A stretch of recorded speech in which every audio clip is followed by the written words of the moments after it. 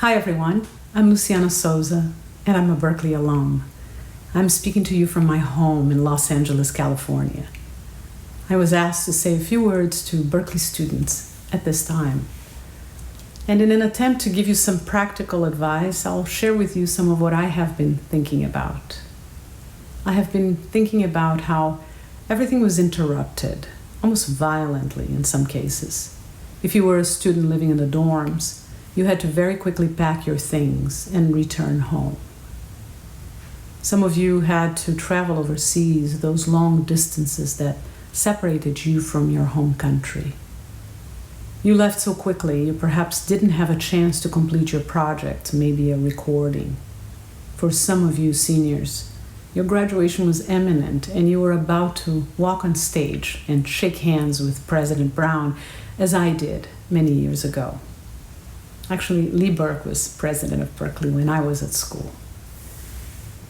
You may have left without saying proper goodbyes to your friends, your peers, your teachers, and the folks in the cafeteria, the Starbucks across the street. So you packed up, you left, you got home, and you carried with you all the uncertainty that's still weighing you down. And back in the bedrooms or basements of your folks' home, you have had some time to mull over these incredible and unsettling circumstances. We all have had to adapt to a new way of being, especially to being isolated, studying alone, creating alone, and in a lot of cases, suffering alone. I want to acknowledge suffering because we suffer when others suffer.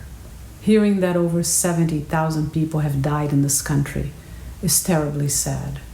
Hearing that so many millions have filed for unemployment and are going hungry and may become homeless is terribly sad. Hearing that the doctors and nurses, folks who clean and work at hospitals are getting sick from lack of proper protection is terribly sad. We are all carrying the weight of the world.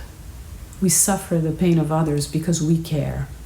And being artists makes us all suffer in a deep way because we are very sensitive. We are aware of our feelings. We open ourselves to them every time we make music, we write, we dance, we perform, we create. So we are hurting right now. And I have been thinking that we have lost a lot. We lost our freedom to be together, to walk around and breathe, to go up and down the street. So here we are, our lives interrupted, suffering and feeling isolated. How can this be anything but terrible? Well, we can accept and receive the true gift of this moment, which is time. For some of us, it may start with looking within and asking a simple question. What should I be working on that is tangible and may actually excite me?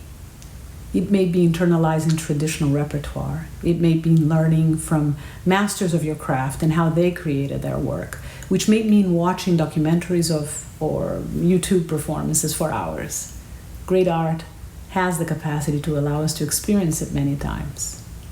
It may mean working on a skill you have longed to master, perhaps a language. It may mean reviewing the material on that class you passed but didn't really learn much.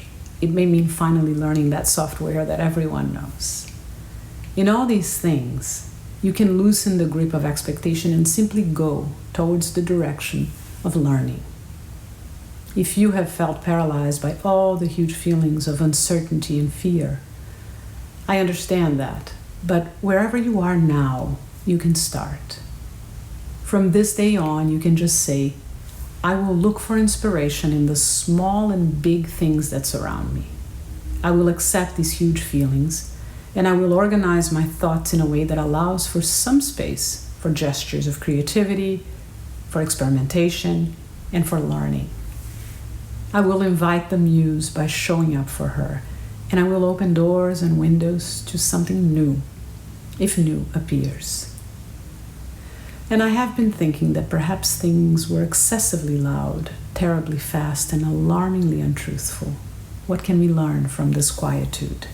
For me, this moment has brought me closer to my family, more sure of the importance of poetry in my life, and more committed to discovering the music in everything.